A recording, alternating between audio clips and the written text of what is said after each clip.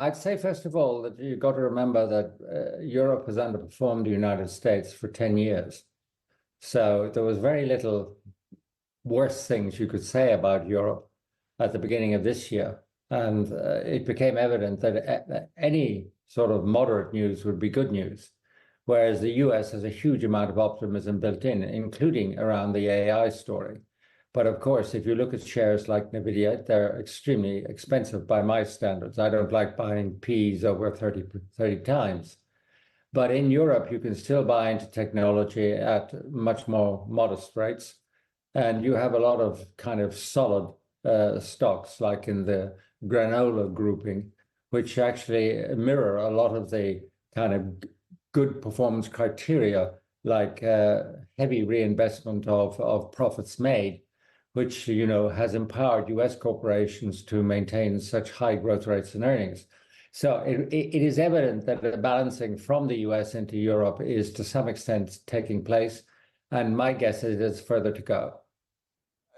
David, I mean, some would say, to your point, that it does look like the air is getting a bit thin on the Mag 7 in particular, and some of the stocks within that. When you look at those tech counters that you're speaking about on this side then of the pond, I mean, where exactly do you then feature? Because they don't give you the kind of growth you'll get there stateside. No, they don't, but you're not paying the same PE ratio. So essentially, you see, there's an enormous problem out there about concentration.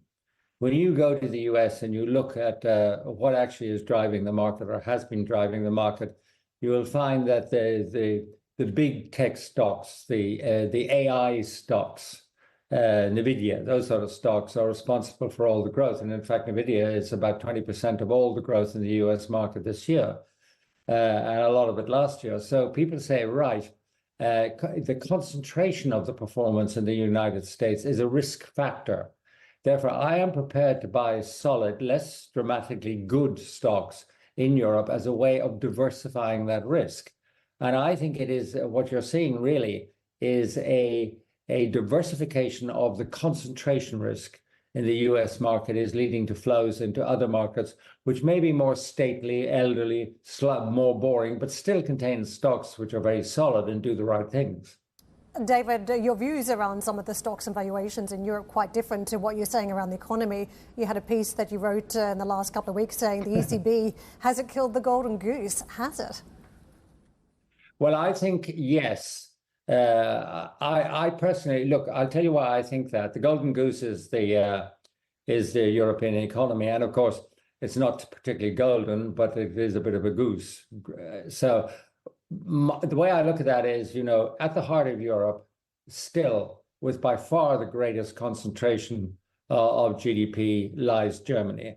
And I don't believe that despite the rise of service industries and even technology industries in other European countries, that you can get away from Germany. And Germany has got two problems. First of all, by sucking up to Russia, it hooked itself on cheap energy, and that energy has gone away. And it is obviously affecting German industry. The heartland of Germany is industry. And at the other end of the scale, Merkel spent even her last days in office, sucking up to the Chinese to maintain German machine tools and automobile markets in China. And that is going away. So you have Germany, which has got a big structural problem in its overdependence on traditional manufacturing and industrial sectors. And that, I think, is something which the ECB cannot take into account. It's a regional government for it. But what it is doing is it actually, on top of the ECB interest rates, is adding structural weakness to Europe. And I think that's going to come through. And what the ECB fears, which is that the rather high rate, 5% plus of wages and salaries in Germany and in Europe, and the full employment will spill over into inflation generated by producers passing those salary increases on in terms of price increases. I don't think that's going to happen. The economic environment is too weak.